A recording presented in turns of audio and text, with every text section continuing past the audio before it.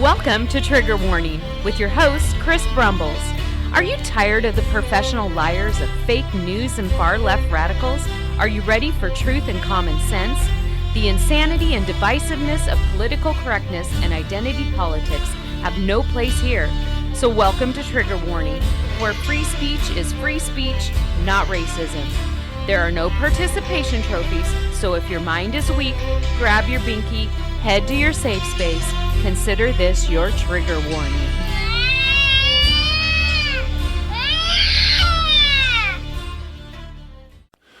Good afternoon, Northwest Oregon, and welcome to another edition of Trigger Warning, where we reject political correctness, the censorship that is taking place by the media and tech companies, left-wing policies, and we embrace truth and common sense.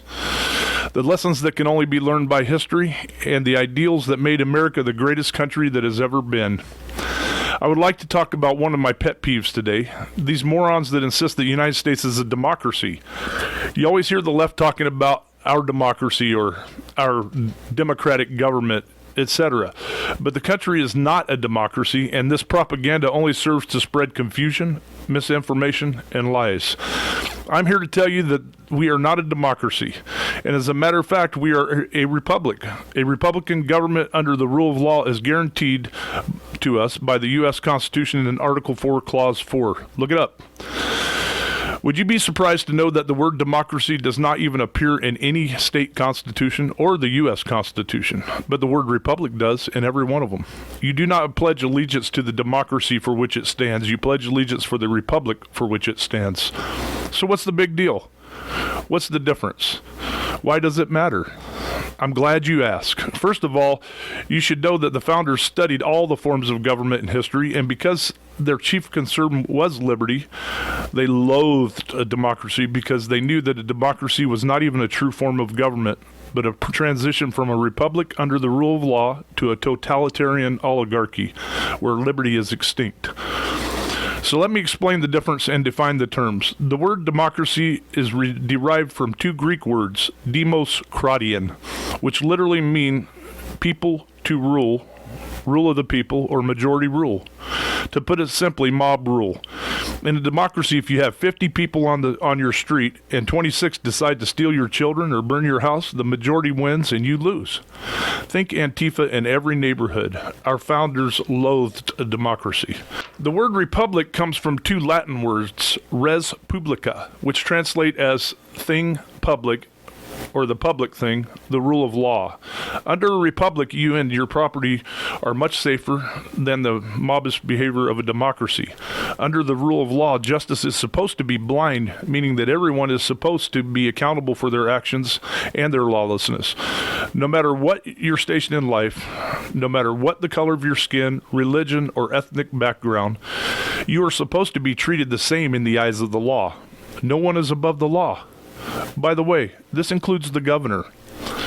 Do you think that the elected employees in Oregon are giving you the guarantee of a Republican form of government under the rule of law, under the rule of blind law? Or do you think they have failed to uphold their oaths to the Constitution as they form protected classes, give special privileges to their constituents, and deny justice to the rest of us as they not only watch but cheer on Antifa and Black Lives Matter as they violate people's property and rights? Oh, and illegally legislate your rights away. Under a Republican form of government, the majority cannot even convict you of a crime with a majority.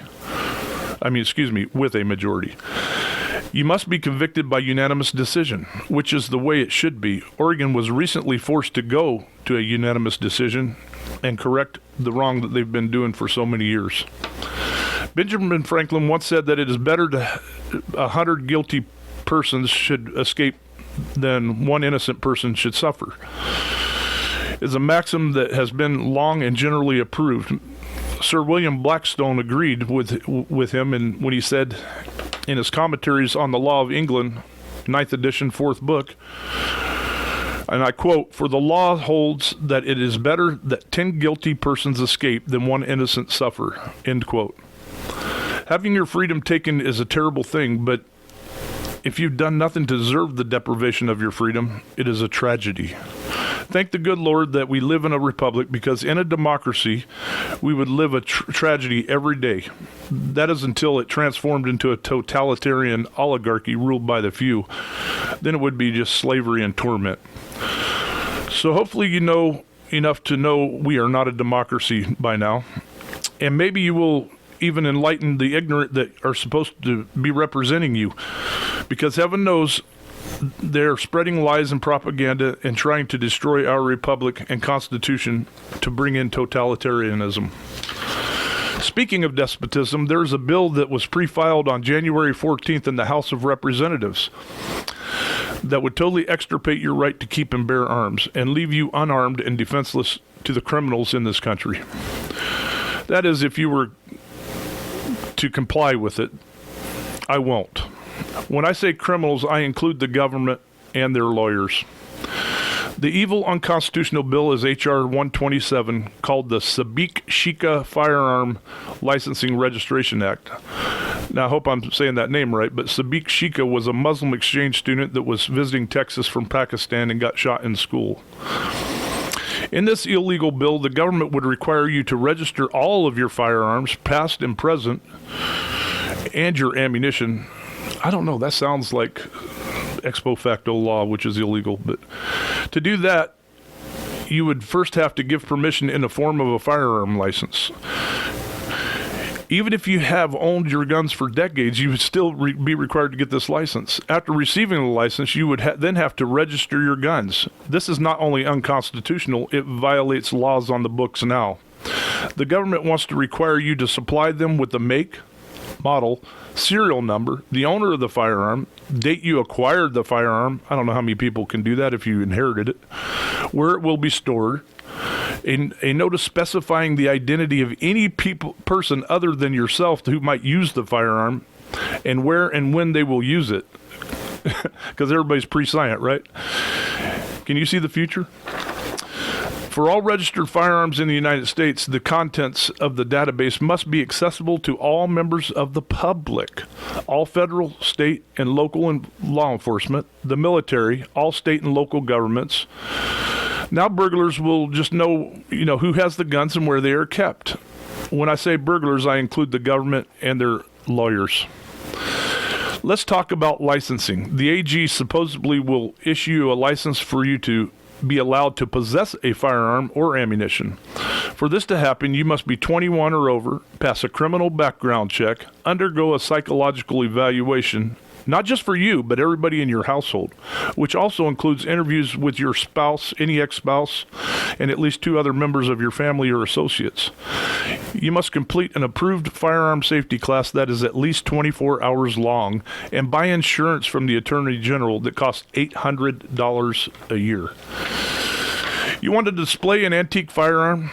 You can do that, and all you have to do is get another permit for that.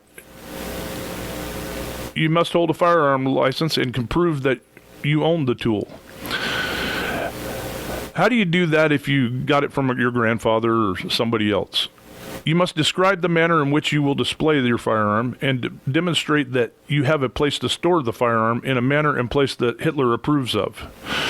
The bill would also prohibit possession of ammunition that is .50 caliber and above. Oh yeah, it bans magazines which have already been found unconstitutional in Heller, drums, belts, and tubes that hold more than 10 rounds, which is our. Hey, but you know what? Here's the good thing here. Right here, they exempt 22s. Isn't that nice? This is nothing more than extortion and slavery. Hitler would definitely be proud. So today on the show, I have a great guest for y'all. Pastor and former Washington State Representative Matt Shea is on. Matt is a war hero and Bronze Star recipient, a lawyer, and a Washington State rep for 12 years, and is currently a pastor in the Spokane area. Matt is a patriot and a great man, and we'll be right back after the break with Pastor Matt Shea. Hello, all you triglets out there listening to Trigger Warning. This is where we reject political correctness and left-wing insanity, but instead, we embrace truth and common sense. You know, there is only one gun group in Oregon that will not compromise on your rights. and that is Oregon Firearms Federation. With all the trickery and evil bills that come from the supermajority in Salem, you need a friend who will keep you informed of these nefarious plans to plunder your rights. If you have not done so, don't delay. Go to OregonFirearms.org and sign up for the free alerts. It will cost you nothing, and you will get the truth on what's going on in Salem. There is absolutely no common sense in giving up your rights, so sign up for our email alerts, and if you want to donate, we won't complain, and it will be put to good use. Oregon Firearms Federation, the only no-compromise gun group in the state of Oregon, at OregonFirearms.org. Sign up today. Northwest Observer, another great news source that tells it like it is. Give it a try. I'm sure you will be impressed. It's time that we have truth in the news. So go to Northwest Observer and give Redoubt News a shot, and you have nothing to lose and only facts to gain. Now, back to Trigger Warning, where we reject political correctness and left-wing nut job policies, and we embrace truth and common sense. With your host, Chris Brumbles. Well, welcome back, Columbia County. We have Matt Shea, former House Rep in Spokane, Washington for 12 years, and he is now a veteran, and he is now he does a lot of things. He's a radio host. He's a pastor. And how you doing today, Matt? Are things as crazy in Northeast Washington as they are in Northwest Oregon? They are. I mean, right now everybody knows that this election was stolen. Everybody knows that there's a pretender in the White House, and everybody knows that they're trying to ratchet down as fast as they possibly can with their communist agenda, and that's about as blunt as I can be. Yeah. And, well, I'm pretty blunt myself, so that's great. And this show, we don't allow political correctness, so keep it going. So how much better do you like being a pastor than a representative? Do you take less showers?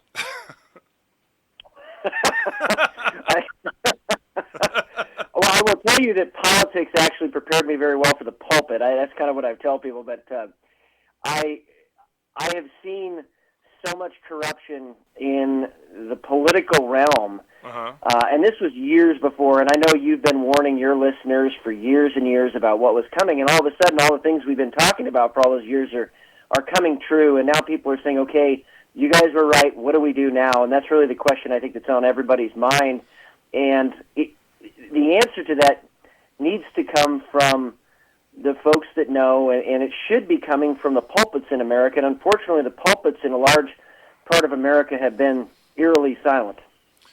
Yeah, I talked to Pastor Matt Truella a couple weeks ago, and have you ever read his book, Doctrine of the Lesser Magistrates? Yeah, he and I are actually friends. Yes, great book. He's a great guy, too, except for I asked him to tell me something about himself, and he started telling me about all this drug use and criminal behavior when he was young. It kind of caught me by surprise, but learned a few things about him. But so I normally I wouldn't bring this up, but I'm going to bring this up, and you can decide whether you want to talk about it or not. So you were attacked by the leftist machine, I include rhinos in that, for standing up for patriots, and have since been vindicated at least twice. Do you feel like talking a little bit about that? They tried to freeze and isolate you, use the cancel culture on you? Sure, yeah. I mean, what they were doing is using what's called a Maoist insurgency model. Mm-hmm. And if your listeners have the opportunity today, there are two books. Actually, one is a memorandum, the other is a book that they should read immediately. Mm-hmm. And one of them, the first one is only 7 pages long. It was written by Rich Higgins, former strategic planner for the National Security Council, arguably one of the foremost experts on irregular warfare in the entire world. And he wrote a 7-page memorandum to President Trump 4 years ago outlining what these Marxists and jihadists and globalists were going to start doing to the president. And President Trump actually read the memo. And Rich Higgins was subsequently fired over the memo by H.R. McMaster's, and many of us believe that that's one of the reasons, not the only reason, but one of the reasons H.R. McMaster's was fired. But in that memorandum, it specifically laid out not only the Maoist insurgency model, which if you want me to get into, I will, but also it laid out that the Republican establishment is and was the designated defeat mechanism for these Marxists that are trying to destroy our republic. And so I think it's important to understand that this is part of a clear doctrine. It's part of a clear plan. And the Chinese wrote about this extensively in a paper/book called Unrestricted Warfare. And in that book, Unrestricted Warfare, they talk about weaponizing essentially every aspect of our lives: trade warfare, financial warfare, economic warfare. And we've seen some of that, actually, the economic and financial warfare here recently with the whole GameStop fiasco. But also, they weaponize politics. And that's really what happened to me, was this weaponization of politics as part of the Maoist insurgency model. And if you understand it, you know how to fight against it and then expose what they're doing. And that's why I think millions and tens of millions of Americans around this country are just fed up with rhino Republicans sitting back on their heels, not doing anything, because they either don't want to understand what's happening or they're actually having a self-interest in the outcome going the other way. What was the name of that book that Rich Higgins wrote, or the 7-page book? The 7-page, it's just called The Memorandum to the President. Memorandum. By Rich Higgins. Okay. Yeah. Because I'm going to get that. Yeah, maybe you could talk a couple minutes or a few minutes about the Maoist insurgency model, so people will get kind of an idea about what exactly it is, if you got a chance. Yeah, absolutely. Yeah. Absolutely. So, again, I think that if people get the opportunity, they should read Unrestricted Warfare, and read from about page 30 to page 40 in Unrestricted Warfare, and give you a pretty good idea of what's going on with this kind of weaponization of every area of our lives. You know, medicine is weaponized. Politics is weaponized. But specifically, the Maoist insurgency model is based on 5 things. The first of those 5 things is called the mass line, or in other words, it is a mass line of communication, a central repository of information that is sent out to a huge line of organizations, so they always seem to have the same messaging points. And that's why you see where you could be on the East Coast in an airport and see the term Easter worshipers, which nobody had ever heard before, and I was like, you mean Christians? That's weird. So you fly over to the West Coast, and you see on the local news, not the national news, local news, the same phrase. And people are like, where is this coming from?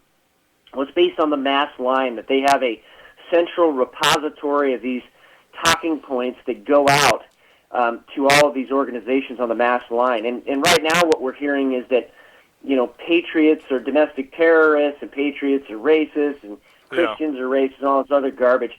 And what they're really doing is actually projecting onto us what they are themselves. They are the terrorists. They are the ones that want to destroy this country.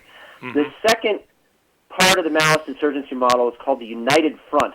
And this is where the Marxists and the jihadists particularly will stand on stage together and form a united front. When people would think normally their ideas should be opposed, they're not. And probably the biggest example of this is called the Squad, where you have Marxists and jihadists to stand on stage together and promote this united front. I would also add that the GOP establishment sometimes is on the stage as well, and we saw that with Mitt Romney trying to recognize the pretender as president ahead of time with his Marxist colleagues.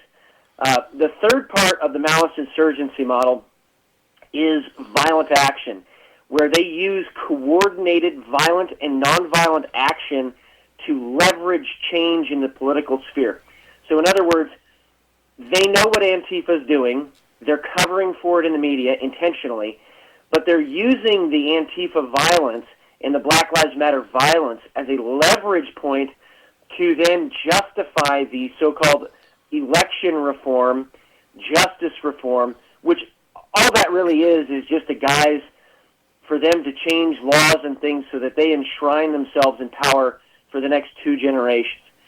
So the fourth part of the Maoist insurgency model, and I want to back up for a second. People need to understand this. Yeah. This is coordinated violent and nonviolent action. They are actually coordinating together. This is not a bunch of kids that all of a sudden decided to go, protest something out there. They are extraordinarily well-funded, as we saw with the assassination of a patriot in Portland, Oregon, very well-trained, And, when we saw there from a military perspective, sensitive area exploitation, they covered the exfiltration routes. I mean, they were trained by professionals, and probably professionals from a foreign country like China. Yeah. So when you see that, you know that this is not some sort of a spontaneous thing. And the other thing that's key about that is they're using very high-end equipment, to monitor radio traffic, very high-end equipment in regards to cameras that obviously these folks could not afford on their own. The fourth part of the Maoist insurgency model is political warfare. They actually weaponize politics, and they do that through infiltration and propaganda. And I think this is intuitive to most people. We've seen it happen everywhere in the media that they do this. Propaganda on almost everything. They project onto patriots and Christians what they're actually doing themselves. And what they're doing is trying to create an alternative reality so that people have so much disinformation that they're so knowledgeable on 1,000 facts, but they're not knowledgeable on the big picture. And that's how communists deceive people to then come into power. And part of the political warfare model actually comes from what's called the Political Warfare Executive, which was formed in Great Britain toward the middle of World War II.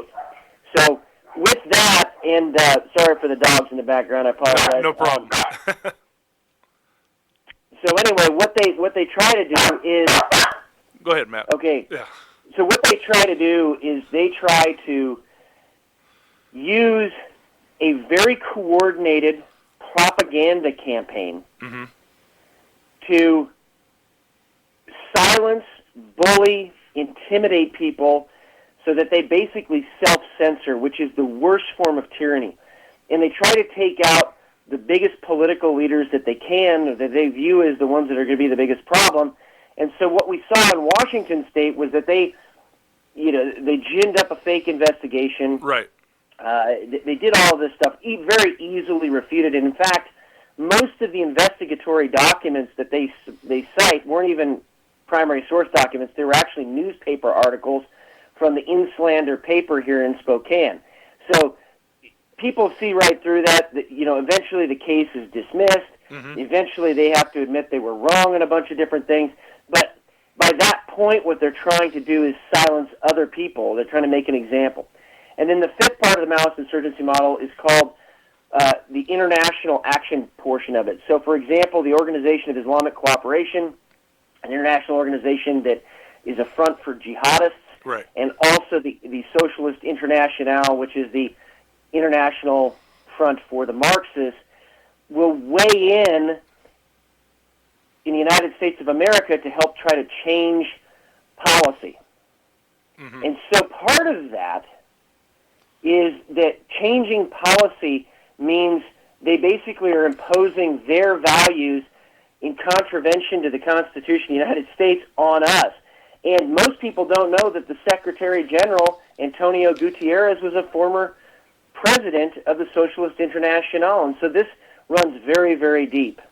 Yeah, and we're paying for this with our own money, aren't we? A lot of it. We are. We're funding this, and that's why the pretender in the White House right now is, getting us to fund all of this again and use taxpayer money against us. Yeah. Well, Mark, at that note, we're going to have to take a little break here, and we'll be right back with Matt Shea in about 3 minutes. Hello, all you triglets out there listening to Trigger Warning. This is where we reject political correctness and left-wing insanity, but instead, we embrace truth and common sense. There is only one gun group in Oregon that will not compromise on your rights, and that is Oregon Firearms Federation. With all the trickery and evil bills that come from the supermajority in Salem, you need a friend who will keep you informed of these nefarious plans to plunder your rights. If you have not done so, don't delay. Go to OregonFirearms.org and sign up for the free alerts. It will cost you nothing, and you will get the truth on what's going on in Salem. There is absolutely no common sense in giving up your rights, so sign up for our email alerts, and if you want to donate, we won't complain, and it will be put to good use. Oregon Firearms Federation, the only no-compromise gun group in the state of Oregon, at oregonfirearms.org. Sign up today. Northwest Observer, another great news source that tells it like it is. Give it a try. I'm sure you will be impressed. It's time that we have truth in the news. So go to Northwest Observer and give Redoubt News a shot, and you have nothing to lose and only facts to gain. Now, back to Trigger Warning, where we reject political correctness and left-wing nut job policies, and we embrace truth and common sense. With your host, Chris Brumbles. We're back here again, Columbia County, with Matt Shea, a great patriot, a pastor. He was a representative for 12 years up in Spokane. He served in the military. I got to tell you, man, you're an overachiever. So you were House Rep for. We were just talking about some of the communist insurgent. Well, it's actually Marxists, I would say. That's the communist and the jihadist type they're all through our government, aren't they? They are. Yeah. They're riddled in our government. I remember one senator whose campaign manager was the head of North Seattle Antifa, for example, right? Why was that never exposed? And the GOP establishment had that information. Why did they not ever expose that? And so I really appreciate your radio show. Yeah. And what you're trying to expose with these guys. Yeah. We really need to Wake not up. just expose it. We need to get these people unelected. We need to hold them accountable because this is treason against this country. It is. So just real quick back to when they attacked you. They attacked you for, correct me if I'm wrong, you went to Harney County, and the other time it was actually two incidents, I believe. The other one, you were actually defending a veteran that was the VA was trying to take his guns from him because of some medical situation, wasn't it? Yeah, and in both cases we were vindicated. Mm-hmm. And it's interesting that in the case with the veteran they were trying to take the guns. The county sheriff stood side by side with us. Mm-hmm. And what happened was they had to essentially admit that was not going to work anymore, and it stopped that type of seizure from happening in other parts of the country. Now, there's some people that argue that they weren't coming there to seize the guns, but that's exactly what they said on tape, and we have the tape. Uh-huh. So, they didn't really have anywhere to go. And the same thing down in Harney County, I don't think a lot of people were understanding that 120-plus ranches were destroyed to create that wildlife refuge. People have been run out. People have been tyrannized by the bureaucracy down there. And the fact of the matter is that, as this case comes forward regarding Lavoy Finicum, we're finding out more and more that this actually was essentially a planned ambush, which is unconstitutional, according to Broward versus Inyo County, which talks about this exact thing, which is called a dead man's roadblock. Mm-hmm. We found out about all these things, and that's what we need to do is stand up against this out-of-control bureaucracy. And I want to add one more thing, and that's people keep talking about term limits. I think we need bureaucrat term limits. And for me, when they started attacking me over these things, they were attacking me because the people were standing up to the bullying. Right. And anytime you stand up to a bully never likes it. Well, let's face it, they did this because you were effective and because you love your country, and they don't like people that love their country. You were rep for 12 years, and I imagine you could have easily won your district many times over, but you decided to become a pastor. What made you go that route? Oh, it was a lot of prayer, a lot of fasting, and every year I would ask, through prayer, what am I supposed to do? And in a lot of respects, we were able to delay their plans for 12 years. I mean, they had a lot of these plans laid out back at the beginning of the Obama administration, and we were able to do that successfully. And I think, it gave a lot of people time to not only prepare but to organize. And there are thousands of unaffiliated veteran groups out there now that don't have a tie necessarily to anything, and that has these people terrified, which is one of the reasons I think that they're moving so fast right now. I think you're right. I think you are right. So switch gears for a minute now. Well, let me not switch gears yet. does it make you as disgusted as it does me to see the president's, who is it, Jen Psaki, whoever his voice is, wearing a communist emblem on her head? Yeah, I mean, this used to be, and it still is in many states, the Communist Party was considered a subversive organization because that was their stated intent, to destroy the United States of America. And in Chapter 2 of the Communist Manifesto, it very clearly says that their goal is to eliminate the family, abolish private property, eliminate national borders, and eliminate religion and all vestiges of morality. So, I mean, these are all antithetical to the United States and to our Constitution. So, yeah, it's subversive. Yeah. And why? You know, if any patriot wore some symbol like that, it was, you know, she was on the other foot. They would be all over him, and everybody, I think, kind of intuitively knows that. Yeah. So I do believe. I mean, to me, I'm seeing a lot of Nazi Germany in this country now, and it wouldn't be surprised to me if you started seeing Christians be called out to be killed soon, if they haven't already. It's there's a stage to it. This criminalization, demonization, criminalization. Yeah. And that criminalization includes attacks in the civil courts, and then you have finally where they try to exterminate people. But that's why the Founding Fathers wrote into the Constitution what I call the Decree of Esther. In other words, the decree from the Book of Esther that God delivered the Jewish people by allowing them to be armed against the people that were trying to wipe them off the map.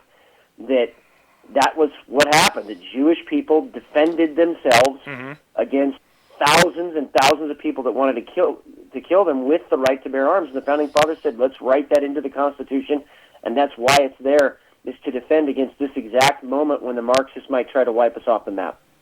Yeah. And speaking, you know, our founders did not add an emergency clause to the Constitution because they knew human nature. They knew that everything would become an emergency. And so what's your thoughts on this scamdemic and these emergency powers in general? Well, first of all, the Constitution was written in an emergency for emergencies and can never be undermined, eviscerated, ignored because of emergencies. Yeah. Like you just said. Yeah. And this whole thing, I mean, I'm not going to say I'm a biological warfare expert, but I am going to say that I was trained in it in the military. Studied it for 10 years while I was in the military and afterwards, and it is asinine to say that a mask with massive holes in it is going to stop a virus that is so small. It is just, everybody knows that's ridiculous, or let alone one mask or two masks. It doesn't matter, you know. So you have to ask yourself, why are they doing it? And it's control, just like you said. It is absolutely control. And of course, he's holding up his mask over here. So, you know, I don't think, okay, Oregon was 46th on the list for COVID, and we're one of only 2 states that are still totally closed down. I don't think that our governor, we've tried to recall her 7 times, is ever going to end this thing. Do you think she will? I mean, I don't know how much you've heard of her, but heard her talk. No, I mean, I think that, well, she definitely won't. Right.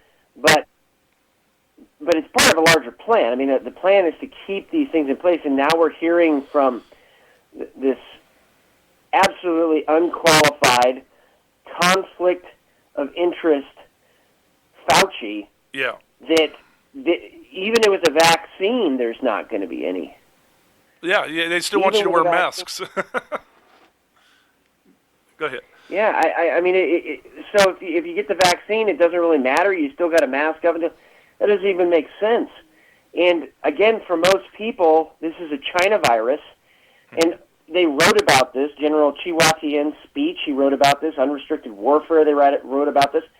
They're trying to use this situation for their advantage, they being China. And then now it comes out that one of the testing companies for COVID was a Chinese testing company, and they're actually harvesting the DNA from the COVID test and putting it into a database.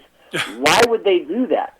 Well, as many have speculated, and I think this is accurate based on their previous writings, they want to try to make a genetic-specific virus. The only reason they want to do that is to try to wipe the United States off the face of the map. I agree. And I believe that the people are going to have to just get together and say enough and just open up. I don't know. What do you think about that?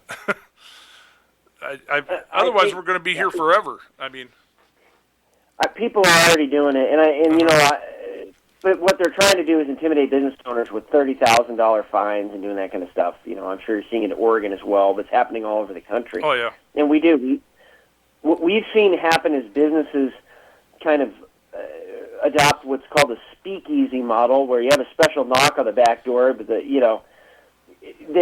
businesses have had enough, and there's always this very independent streak in Americans. I like to say, I heard somebody say this one time, and I thought it was very appropriate, that every American has a little pirate in them, There's a little bit of you're not going to tell me to do that today, kind of that scene from Tombstone where Wyatt Earp says, Sheriff Behan, you don't get to arrest us today. Yeah. There's a little bit of that in every American, especially when somebody is acting in such an immoral, unconstitutional way. Yes. So I don't know if you saw it or not, but AOC, Bernie, and Earl Blumenauer from Oregon have just introduced a bill to the fraudulent president to call a climate emergency. Do you see this them using that as a method? Well, you've been around these people; they're pretty slimy. Do you think they'd use that to shut us down again? Well, that's their very agenda. I mean, it's called Agenda 21. Yep. I had a reporter one time say, "Do you believe in the Agenda 21 conspiracy?" And I said, "You mean that 300-page, 30-chapter document entitled "The UN Agenda for the 21st Century"? Yeah, it's a real document. Are you saying it's not? And they have this. They're working their plan, but their original agenda was 1976. Yeah, and then it was pushed back, and then it was 21, and now it's 2030, and now they're talking about it being 2045. Fantastic, as long as we still live free and oppose it, we're going to keep opposing it in every form that it takes. But it is all control, and it affects every area of our lives. Yeah, what's scary is the media has been actively helping them. Media and traitorous elected employees and the big tech companies. We got a lot going against us. So, but go ahead. So I would just. I've been telling folks this: stop listening to the fake news. Yes. Go to the real media, the true news. Stop listening to the fake news and then wondering why you keep being deceived. And part of that is they have intentionally tried to erase certain things from our consciousness. One of those things, I kind of mentioned there was a second book earlier. Let me mention that right now. Mm-hmm. That second book is called Fate of Empires. The Fate of Empires by Sir John Bagot Glubb, G-L-U-B-B. It's 27 pages, PDF, free online. You read it in 3 hours. The Fate of Empires basically lays out the degradation of society, and when you read that, it looks like the Democrat Party platform. So take a look at it and share it with your friends and family and begin to educate them, because this was written in the 1970s. And there are other writers that have called this even way before that, like General MacArthur talked about the degradation of society and how it happens. But the fact of the matter is the media doesn't want us to know that, because if we know history, we recognize what these people are trying to do, and we will stop it. And we will stop it. We will stop this encroachment of communism in America. And for those of us that have taken an oath to defend this country and defend the Constitution, they're standing up all over America and saying enough is enough. We're going to abide by the Constitution. And, especially at the local level, sheriffs are doing that on this gun control stuff. Yes, sir. Well, we're going to take another quick break. We're talking with Matt Shea. We'll be right back in about 3 minutes. Hello, all you triglets out there listening to Trigger Warning. This is where we reject political correctness and left-wing insanity, but instead, we embrace truth and common sense. There is only one gun group in Oregon that will not compromise on your rights, and that is Oregon Firearms Federation. With all the trickery and evil bills that come from the supermajority in Salem, you need a friend who will keep you informed of these nefarious plans to plunder your rights. If you have not done so, don't delay. Go to OregonFirearms.org and sign up for the free alerts. It will cost you nothing, and you will get the truth on what's going on in Salem. There is absolutely no common sense in giving up your rights, so sign up for our email alerts, and if you want to donate, we won't complain, and it will be put to good use. Oregon Firearms Federation, the only no-compromise gun group in the state of Oregon, at OregonFirearms.org. Sign up today. Northwest Observer, another great news source that tells it like it is. Give it a try. I'm sure you will be impressed. It's time that we have truth in the news. So go to Northwest Observer and give Redoubt News a shot, and you have nothing to lose and only facts to gain. Now, back to Trigger Warning, where we reject political correctness and left-wing nut job policies, and we embrace truth and common sense. With your host, Chris Brumbles. Well, Columbia County, Northwest Oregon, we're back with Matt Shea, who's a pastor now. He was a former representative up in Spokane, Washington, and we were talking about the invasion of the Marxists in this country. So I got to say, Matt, I believe that, and I talked about this with Matt Truella, I believe that many churches and pastors have failed this country and failed God for a lot of years now. Do you think it's because of fear or a 503c status? Well, I think some of them, yeah, but yeah. Really, it's kind of the emasculation of the American male that has precipitated this. That somehow confrontation is a bad thing, and what really has happened is the church in America has allowed evil to come in. And we settled this issue in 732 at the Battle of Tours, France, as the Islamic armies were raping and pillaging across Europe. The Christians came to a conclusion that we cannot be complicit in this sin by allowing that evil to continue. And quite literally, I mean, it was brutal. They would go into churches and they would rape the nuns on the altar until there were no virgins left. I'm sorry to be graphic, but that's what they did. Yeah. And Christians said, wait, we can't stand by and just let that happen. We have to stand up. And so they did in 732 and drove eventually the Islamic armies out of Western Europe. And then they came in through the east. And during that time when they came into the east, Martin Luther, who actually brought in pacifism, modern pacifism, into the church in Germany.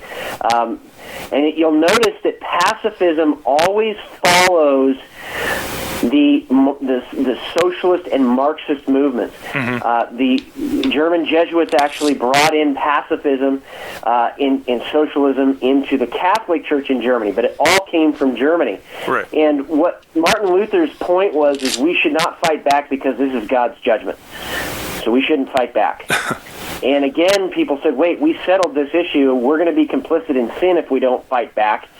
And that's kind of where we're at today with this emasculation of the church. Is the church doesn't think it can ever fight back, and that's just not true. It's not our heritage, it's not our history, and if the Founding Fathers had believed that, we wouldn't have a country right now. Yeah, next week I got Matt Staver on, and he's with Liberty Counsel, and yep, I think we're going to talk about and let churches know that they are tax exempt no matter what. Only one person has ever had their 503c status taken. It was for one day. They gave it back, at least from the literature I've read. But so can we talk? Let's talk just a couple minutes about guns, if we could.